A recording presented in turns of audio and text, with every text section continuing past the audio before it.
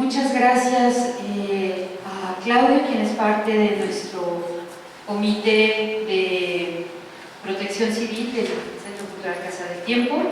Me presento, soy Cintia Martínez, estoy a cargo del Centro Cultural Casa del Tiempo, un espacio universitario de la Universidad Autónoma Metropolitana, perteneciente a la Coordinación General de Difusión. Hoy nos da mucho gusto poder hospedar este cuarto encuentro al andaluz en México. Y esto todo ha sido gracias al trabajo incansable de Lila Celetelezas. Muchas gracias, Lila, por haber propuesto este proyecto, que hoy arranca la jornada académica, y esto se planteó como un espacio de potencialidad y de posibilidad para que nosotros, como espacios universitarios, espacios de formación, pues podamos colaborar para crear espacios seguros, espacios de paz y espacios de diálogo y de transformación. Creo que desde ese lugar es que pensamos que era muy pertinente que pudiéramos tener la oportunidad de conocer esa raíz que nos conforma, y como dice Lila muchas veces, ¿qué hubiera pasado si en lugar de que el reino de Castilla hubiera financiado a Colón y hubiera sido un califato? Sería otra historia tal vez. Y yo creo que hay que pensar que somos pues seres vivos que habitamos momentos muy difíciles, en donde en el centro de todo está la vida, y que tenemos que ir sumando todos los esfuerzos desde todos los espacios que ocupamos para construir espacios de paz y espacios de diálogo y de convivencia. Y pues gracias, Lila, por elegir este espacio. Lo hemos construido siempre con mucho cariño, con el cuerpo, con la mente, y también gracias a nuestro ponente, Rodrigo Tirado. Gracias por estar aquí hoy. Y con esto arrancamos, pero antes, Lila, pues te cedo la palabra para que tú, como organizadora, como todo el cuerpo y todo el movimiento y todo el espíritu que siempre manifiestas y compartes, pues de inicio a estas cuartas jornadas Ecos de Al-Andalus en México 2025. Muchas gracias.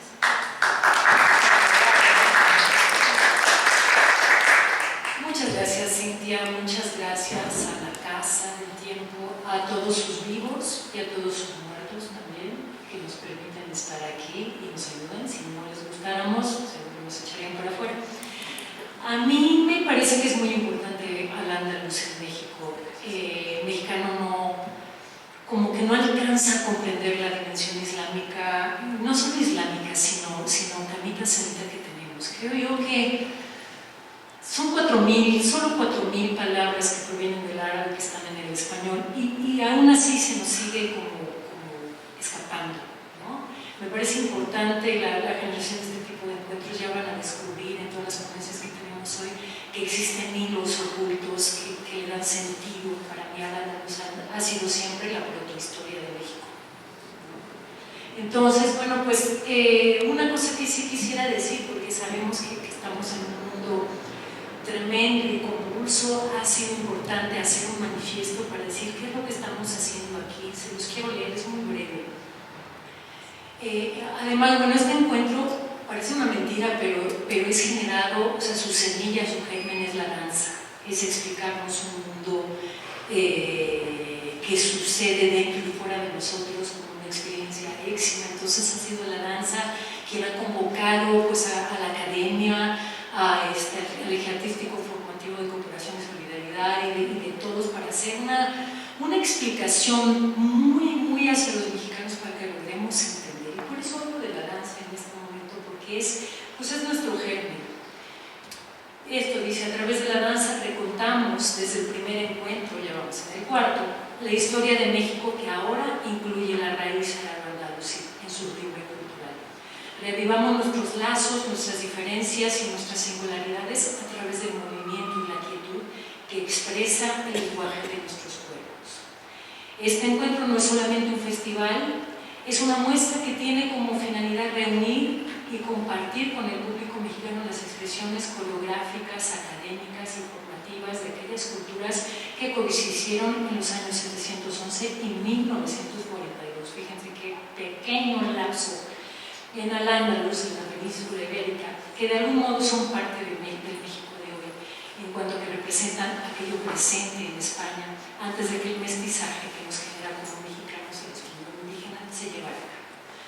¿Cuáles son estas culturas? Pues obviamente la árabe, desde el Islam, desde el catolicismo, desde el judaísmo. Entonces, pues bueno, hemos generado este pedazo de encuentro que lo que pretende es que desde México, que es un pueblo, se dice que esta cualidad que tenemos nosotros de convergencia viene desde la luz.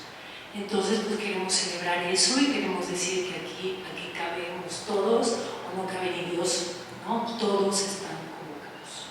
Enemigos o amigos de México es parte de lo libre que nos cumple.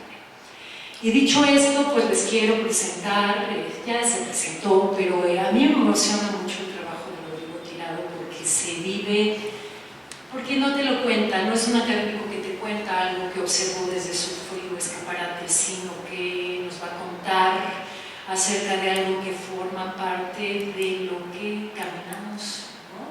Todos los días. Cintia, ¿quieres leer su currículum o lo leo yo?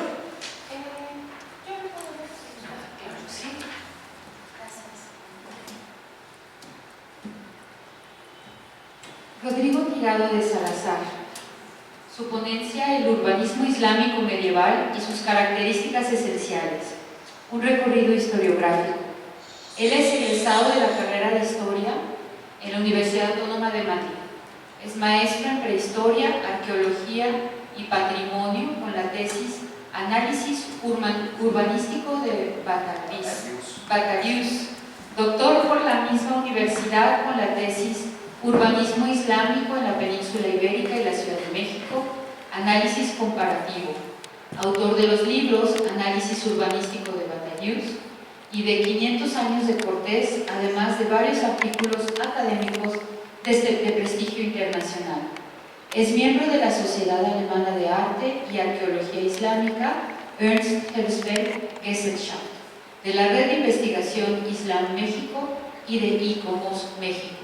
Actualmente es profesor titular de la ENA, la Escuela Nacional de Antropología e Historia, impartiendo la asignatura de Arqueología y Urbanismo Islámico en la licenciatura en Arqueología, el Seminario Permanente de Arqueología y Urbanismo Islámico y el Seminario Permanente de Prehistoria en general.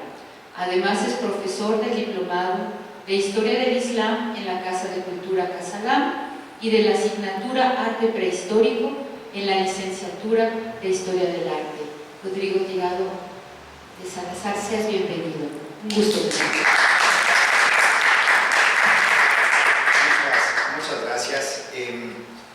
Bueno, a ver, vamos a empezar primero con los agradecimientos, ¿verdad? Les agradezco a Cintia y a Lina la invitación, les agradezco a todas y a todos ustedes el estar aquí presentes.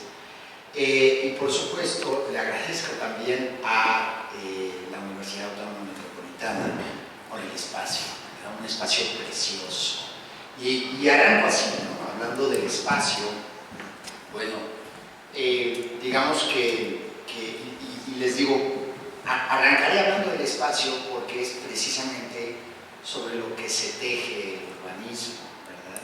Normalmente estamos acostumbrados, y es más, ahí voy a retomar una cosa que Cintia dijo, me parece muy interesante y muy poético y muy real, y es aquí el cuerpo, ¿verdad? El cuerpo. O sea, no todo es las ideas, no nada más son las ideas, y las ideas están entretejidas en el cuerpo, ¿verdad? Lo digo por el lado de la danza, pero también lo digo por el lado del cuerpo y lo físico, ¿verdad? Ya entienden, ¿no? Les digo, porque por ahí nos vamos a la arquitectura, que nos hace ver un espacio. Por ejemplo, vean la amplitud de esta sala, es divina, ¿no? O sea, la parte más hermosa de la sala es la amplitud, que tiene que ver con una escala exponencial, ¿verdad? En cuanto a altura y longitud, ¿vale? ¿Esto qué es lo que pasa? La arquitectura transmite, eso es fundamental, ¿vale? Transmite. Y por eso es un tipo de arte que podríamos ahí ponernos muy de finales del 19 al estilo Wagner y decir, bueno, es que hay que buscar la obra de arte total, ¿no? Lo que nos llevaría a la Bauhaus, ¿no? A esa preciosa Bauhaus que impulsó la arquitectura en la cultura occidental. Pero no es de gratis. La arquitectura es un arte, una disciplina que puede rastrearse hasta la prehistoria, ¿verdad? Y dirían ustedes, ¿cómo la prehistoria si no tenían dónde vivir? ¿Y qué son los dólmenes? ¿Y qué son los monolitos? ¿Verdad? Piedras hincadas, ¿para qué? Para modificar el entorno. Y en el momento que modificamos el entorno, tenemos la fuerza misma, hasta cierto punto de manera obviamente simbólica, de los dioses, ¿cierto? Podemos modificar montañas, menos hoy en día, ¿no? Los chinos tendiendo los puentes más largos del mundo, ¿no? La emoción que nos dio unir las islas británicas al continente europeo con un túnel y poner un tren, bueno, es una emoción que hoy en día nadie recuerda, pero en los años 90 era muy emocionante, ¿no? El poder hacer ese tipo de cosas. ¿Y por qué lo digo? Aterrizo todo esto en el urbanismo. El urbanismo es complicado, soy sincero, porque se empieza a estudiar, o sea, por así decirlo, el urbanismo ha estado presente desde que hubo urbe. ¿Y cómo se creó la urbe? Simplemente hay que pensarlo, gente que, pues bueno, empieza una cosa que se llama, llega a lo que llamamos el neolítico. Obviamente los neolíticos no sabían que había el neolítico ahí, porque lo inventamos nosotros, pero entonces esos neolíticos lo que hacen es empezar un proceso de sedentarización, ¿verdad? Se sedentarizan y por lo tanto habitan en un mismo lugar y tienen cultivos y tienen hornos y tienen hornos que llevan a la cerámica y un montón de cosas, ¿no? Maravillosas, que empiezan a convertirse en lo que potenciará nuestra cultura, no solo nuestra, o sea, nuestra humana. Ahora, ¿qué es lo que pasa? Cuando la gente empieza a vivir en conjunto, pues empieza a crear pueblecillos, ¿no? Pueblos, un poblado, y ese poblado se diferencia de lo circundante porque tiene la cualidad de poder controlar el ambiente. Dirán ustedes, ¿pero cómo el ambiente? O sea, la lluvia no, pero sí puede controlar, por ejemplo, el que vengan manadas de lobos y te devoren. Entonces el pueblecillo puede poner una empalizada alrededor y entonces poder controlar. A partir de ahí podríamos hablar de urbanismo. Puede ser, no lo sé, no es el tiempo que yo trabajo, pero sí, por supuesto que puede ser. Ahora, ¿qué es lo que sucede? Piensen ustedes que hay una evolución del urbanismo, de cómo hacemos ciudades, porque luego de los pueblecitos empiezan a surgir ciudades, sino que se los cuenten los sumerios, ¿no? y los acadios, toda esa gente. En Anatolia, por ejemplo, hay una ciudad, hay muchos prehistoriadores que dirían, pinche rollo, ¿para qué dices eso? Si yo no creo que sea ciudad, pero bueno, no importa. Es una especie de ciudad que se llama Çatalhöyük, que es una cosa que mide 15 hectáreas, con 9,000 viviendas, con gente que, bueno, o sea, si me dicen ustedes, es que no tiene calles ni plazas, bueno, pero es que eso nunca habían visto una ciudad, o sea, juntaron las casitas y caminaban por los techos, ¿no? Es interesante. El urbanismo, que quiero decirles aquí, es que nos habla de lo humano. Esto es lo fundamental. Después de 20 y tantos años estudiando el urbanismo, les digo, estoy llegando a la conclusión de que lo más importante es que el urbanismo nos habla de lo humano, de lo que somos y de lo que tenemos y de lo que amamos también. Porque, ¿se dan cuenta por qué inicié hablando de cómo los prehistóricos podían tener el poder de los dioses de conformar el entorno? Al fin y al cabo ese es el urbanismo, poder conformar el entorno, modificarlo, crear algo, y aquí empieza lo conflictivo, crear algo sintético y no natural donde tú puedas vivir.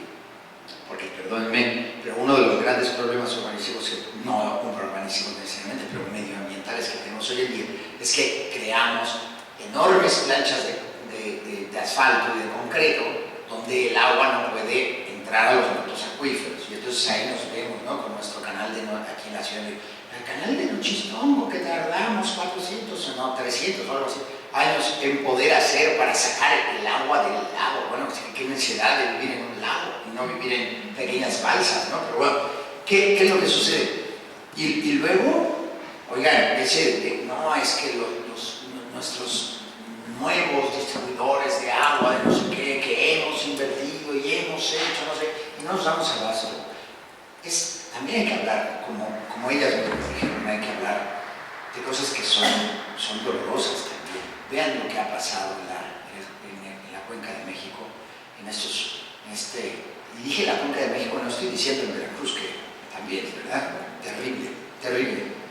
Pero, chicas y chicos, o sea, el otro día abro las noticias y veo, el otro día, dígase, en mis tiempos, que a lo mejor es hace 3 semanas, abro las noticias y veo de repente la gente en Iztapalapa, en Tláhuac y en Chalco, con el agua casi en los tejados y ellos arriba, ¿verdad?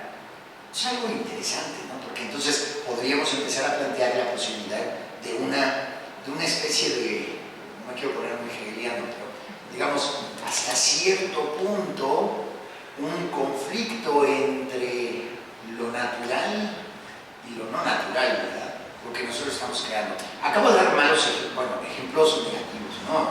La gente se queda sin casa. Pero bueno, por otro lado, caminen por Bellas Artes, ¿no? No vas al bosque y te encuentras Bellas Artes. Esa es la cosa, ¿no?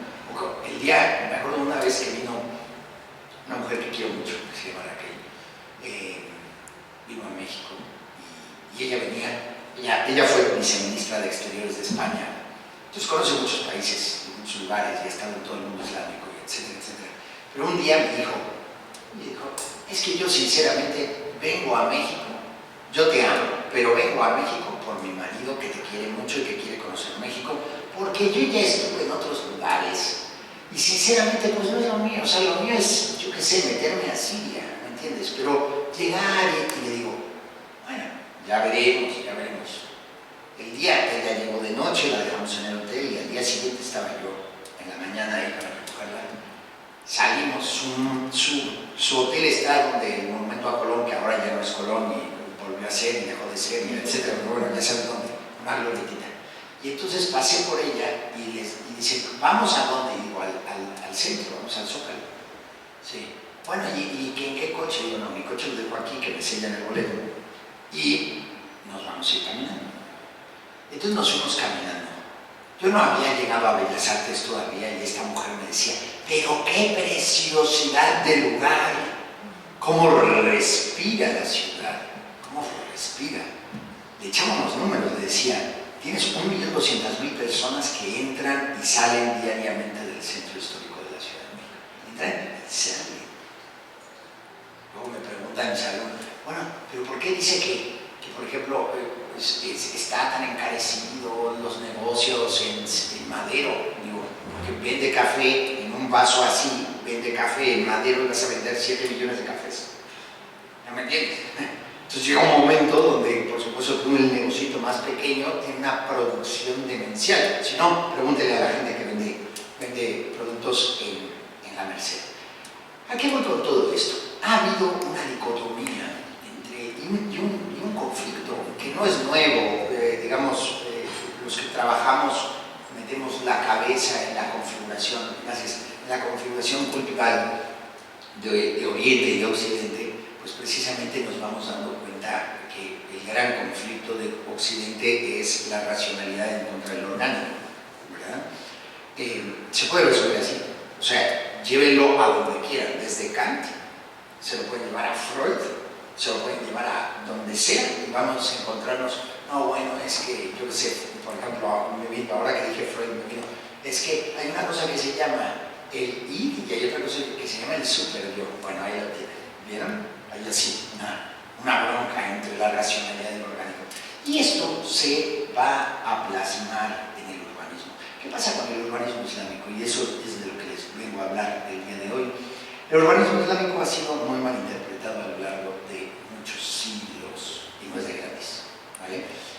Primero, a ver, tienen que saber que el urbanismo islámico es esencialmente medieval. ¿Por qué medieval? Bueno, más bien, vamos a poner las cosas claras. La Edad Media es esencialmente islámica. ¿Vieron? Ese periodo que llamamos Edad Media, que los del siglo de las luces decían, nosotros somos los iluminados, y entonces esos son los oscuros, los que no sabían nada, los burros, etcétera, etcétera. Bueno, eso no tiene ningún sentido, sino más bien lo que hay que ver es que Europa está tratando de configurarse a lo largo de la Edad Media. Y esa Edad Media deja a Europa en una situación, si citamos aquí a Spivak, de subalternidad intercontinental, por así decirlo. Los reinos europeos no son los reinos europeos del siglo XIX o de hoy en día, que hoy en día ya ven que Estados Unidos es mucho más, China, todo eso. Pero, bueno, de todas maneras, digamos, Europa lo que va a tratar con todas sus fuerzas es de decir, la Edad Media es un periodo oscuro, es un periodo malo, porque nosotros no teníamos las estructuras del poder. Bueno, ¿y esas estructuras del poder cuáles eran? En realidad, pues hay que estudiar historia del Islam, ¿verdad? Y entonces descubrir al califato, saber más o menos las dimensiones del imperio, ¿verdad? Cuando vemos las dimensiones del imperio, bueno, ya cualquier imperio debería tener esas dimensiones, ¿no? Luego no, ahorita le Carlos V con América, porque no había nada, ¿no? Bueno, sí había, pero no, gente feliz, había gente sometida, ¿vieron? O sea, es otro tipo de cosas. Ahora, ¿qué es lo que sucede? Llega precisamente este fenómeno del califato islámico y entonces empieza a generar, y vamos directamente al urbanismo, empieza a generar ciudades que yo les diría son esencialmente orgánicas. ¿Por qué? Esto es fundamental, porque están regidas por relaciones interpersonales. Eso le da forma a la ciudad. Es lo que hace que ustedes crean normalmente que una ciudad medieval es parecida a Guanajuato. No, Guanajuato es como es Guanajuato, porque es intrincada y tiene unos solares no muy bien distribuidos, porque ahí el bien y el mal no están, sino más bien, ¿por qué? Porque en realidad lo que rige la plana, digamos, la plana urbana, no es la racionalidad impuesta, sino las relaciones orgánicas de poder que hay entre personas interpersonales. Por ejemplo, un padre tiene 3 hijos y entonces les da el solar que tiene, dígase el terreno, lo divide en 3, ¿cierto? Pero ¿cómo va a entrar el tercero si no hay entrada? Pues le hace un callejón, ¿no? Entonces eso empieza a dar juego. Es algo muy complicado, o sea, la matemática para entender la ciudad medieval es compleja porque tiene que ver con individuos, digamos, con individuos, no con grandes superestructuras. ¿Vieron? Ahora, ¿a qué voy con todo esto? El urbanismo medieval ha sido considerado, ya que les planteé esta posibilidad de que hay un pleito cruzado entre la racionalidad y lo orgánico, dígase lo natural, lo que se da, porque se da, que nada se da porque se da, más bien no lo entendemos. ¿Qué es lo que sucede? Vamos a encontrarnos con que el urbanismo islámico, que es el urbanismo medieval, es despreciado frente a la posibilidad de un urbanismo racional. Ese urbanismo racional viene en el Renacimiento, ¿verdad? Ahí tienen a Alberti y ahí tienen a señores como el mismísimo Miguel Ángel, que hizo la plazoleta de donde está del Monte Capitolino, por ejemplo, donde están los museos capitolinos. Y entonces estos vienen a plantear, es que el urbanismo debería ser así, o sea, bien, ya vieron, ¿no? Bien hecho. Lo otro es mal hecho. Y entonces entra un nuevo factor, ¿no? Que esto se va a seguir arrastrando. Me da mucha vergüenza decir esto, pero lo arrastramos en la cultura occidental. Este tipo de frases hasta el 47 del siglo pasado. O sea, mi papá ya estaba vivo, cuando la gente decía estas cosas. Por ejemplo, se decía, bueno, es que el urbanismo islámico, pues, responde a la falta de racionalidad de una cultura. Como no tienen racionalidad, como no pueden controlar sus impulsos, como son bárbaros, entonces su urbanismo necesariamente es intrincado, no complejo, más bien lo contrario, simple, son como una visión terriblemente colonialista, donde decía, bueno, es que son como animales que hay que entonces meterlos por el molde de la racionalidad para que aprendan a ser ciudades. Es la expresión humana. ¿De qué nos damos? Y con esto voy a ir cerrando. Solamente quiero pincharlos con la bacteria de la curiosidad. Y llegar y decir, ¿cómo el urbanismo es tan importante? Sí, joder. Y creo que una de las cosas más interesantes es traernos a la Ciudad de México, que es donde estamos, como ellas perfectamente bien dejaron claro. A ver, nuestro componente islámico es bestial. Eso es una cosa así, increíblemente grande. Ahora, por otro lado, hay que entender que hemos intencionalmente tratado de negarlo para equipararnos a la cultura occidental. Lo que no nos damos cuenta también es que la cultura occidental tiene una cantidad de cultura islámica inmensa, ¿me entienden? Y que verdaderamente, y ahora se me lo llevo al urbanismo de la Ciudad de México, les diría yo, esto nos ayuda. ¿Por qué? Porque en realidad podemos empezar a entender lo que vemos. Las y los invito, salgan a esta calle. Yo venía caminando, salgan a esta calle. O sea, van a ir caminando y se van a dar cuenta que hay un modelo racional que está completamente alterado por las relaciones de individuos. Van a darse cuenta que hay unos señores afuera de un supermercado viendo a ver si les dan una propina por cargar los bultos. Eso no es racional en el sentido estricto, ¿vieron? Sino es humano, es natural, empieza a darse. ¿A qué voy con todo esto? Si nosotros logramos entender que ha habido un sesgo en cuanto a la comprensión de nuestras propias estructuras, y con eso no estoy diciendo, ay no, es que nosotros somos islámicos y por eso tenemos colonias populares. Vayan a una colonia popular. ¿Saben? La manera de leer una colonia popular sería ir a una ciudad medieval y verla. ¿Saben qué determina? Y esto pasé hace como 7 años estudiándolo, y es una cosa que después digo, qué idiota soy, ¿para qué 7 años? Pero bueno, ¿qué es lo que sucede? Pero comprobando que, ¿qué es lo que dictaminaba la trama urbana de un barrio popular? Barrio popular me refiero a colonia proletaria. ¿Qué es lo que determinaba? La pendiente, la pinche pendiente, porque la gente, obviamente, si tiene que subir una colina, no la sube de frente. ¿No me entienden? No vas y la subes de frente. Eso lo que haces es vas dándole vueltas. Bueno, váyanse ahí donde está el teleférico y no se ve el telebús o no sé qué demonios, y vayan viendo cómo se entrelazan. O sea, y claro, la pendiente va determinando cómo se va estructurando la ciudad. Ahora, ¿a qué voy con esto? Y con esto cierro, con esta idea. Una cosa fundamental es abandonar la idea de que un urbanismo que no comprendemos es un urbanismo inferior, un urbanismo que no sirve. ¿Cuántas veces no en nuestras políticas públicas destruimos barrios porque es que esto no está bien urbanizado? No está bien urbanizado. ¿Y quién te dice que no está bien?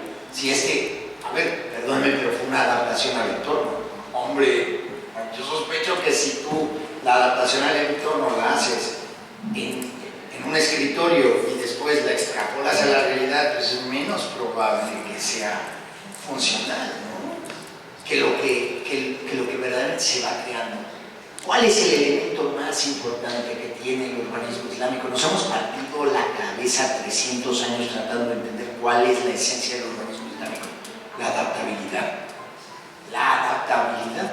O sea, lo que hace el urbanismo islámico medieval es adaptarse al entorno. ¿Cómo? Y entonces nosotros somos realmente, o sea, compartimos parte de ese urbanismo sin haberlo heredado directamente. Claro. O sea, lo que estamos haciendo es adaptar el urbanismo al entorno, y eso es lo que va, digamos, es lo que de las grandes enseñanzas que nos puede traer la cultura islámica en la Edad Media. Bueno, con esto me despido. Les agradezco mucho que hayan escuchado. Era solamente unas pinceladas de un montón de trabajo que hago yo, y pues que sigan disfrutando de este tan bonito simposio. Muchas gracias.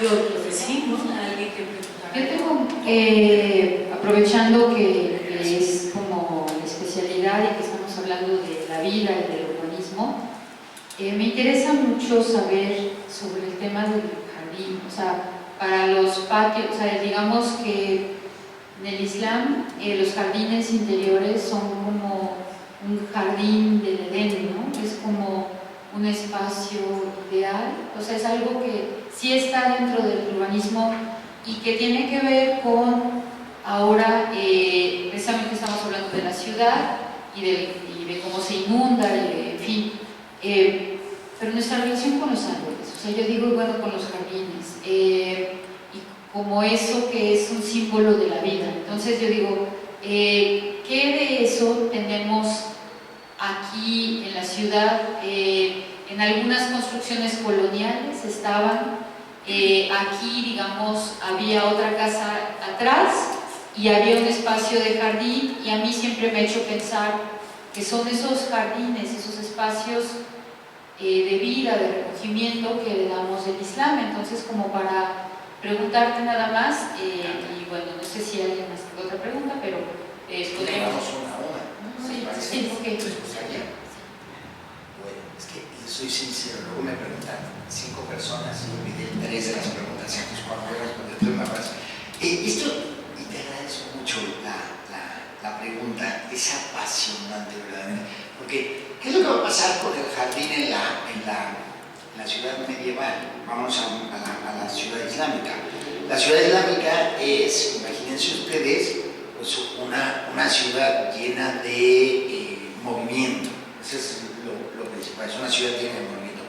Esa idea, a ver, tampoco justo no caigamos en estos estereotipos que nos han implantado los del 47, ¿no? Y pensemos, no, es que en el mundo islámico, pues bueno, como todo es relaciones micro, y entonces es caótico, y entonces hay mucho movimiento, entonces la gente está nada más así, donde verdaderamente puede crear un espacio, ahí sí, vamos a decir, y arriba del mismo lugar, un espacio planeado. Si ustedes quieren ponerle la palabra racional y tocarme las narices, tienen toda la razón. Entonces, ¿qué es lo que pasa? Es un espacio racional planeado, ¿verdad? Muy curado, donde puertas adentro de casa, ¿verdad? Porque hay toda una relación, eso es interesantísimo, toda una relación entre la ciudad, que es indómita, ¿verdad? Y la casa, que es lo domado, lo domado, lo concebido, lo planeado. Y entonces, por eso lo domesticado, me gusta mucho eso, lo domesticado. ¿Qué es lo que pasa? Cuando piensas esto, también te lleva a ver la arquitectura medieval, ¿verdad?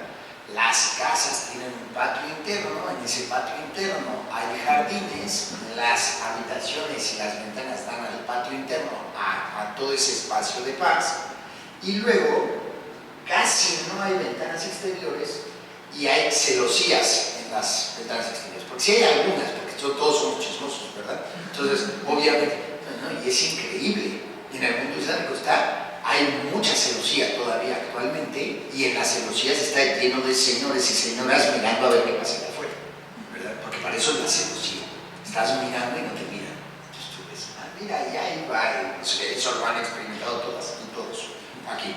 En fin, ¿qué es lo que pasa? Lo que va a ser muy interesante es que ese modelo al mundo americano, en el sentido de la Ciudad de México y lo que hoy en día es México, digamos que yo diría que se transporta, pero de una manera funcional. Porque hay una cosa muy interesante, en el siglo XVI se crean una serie de casas fuertes, casas fuertes, ¿verdad? ¿Cómo que casas fuertes? Sí, unas casas fuertes, pero ¿qué es eso? Pues un castillito, ¿no? O sea, una fortaleza del tamaño así de esta casa, ¿no? Pequeña en miniatura. Y esa casa fuerte lo que permite es, pues, protegerte del entorno complicado. Si ustedes me dicen, de esa casa fuerte probablemente viene la estructura de la hacienda en México, pues, claro, es obvio, ¿no?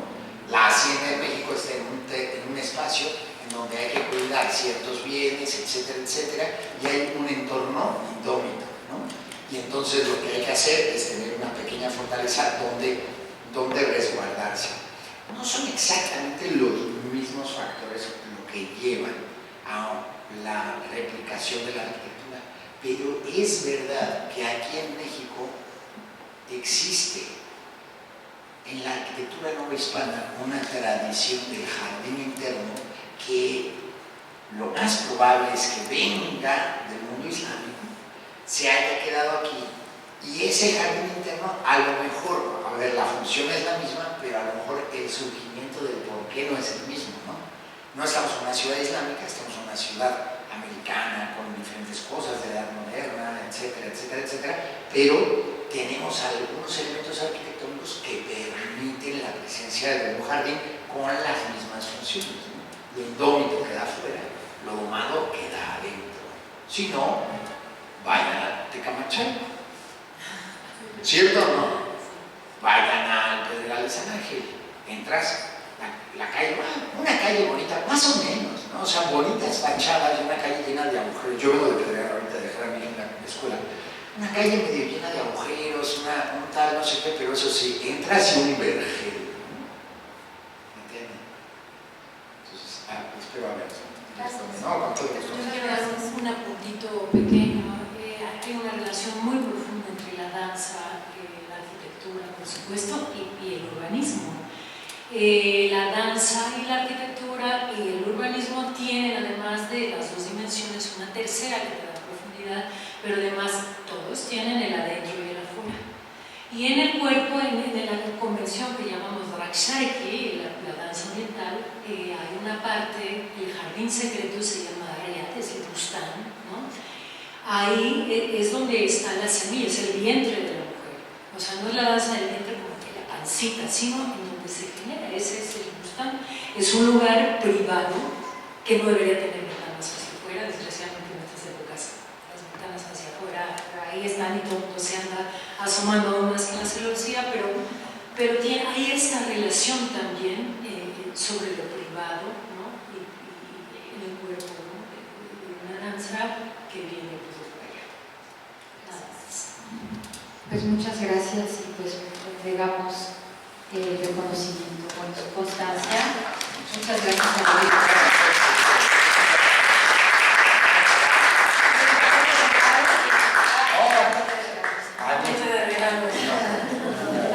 De la gracia, de verdad. Siempre es un placer, siempre es un placer. Muchas gracias.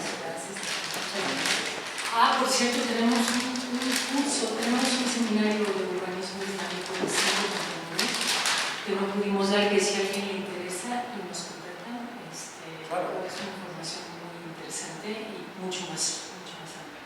Muchas gracias. Gracias a ustedes.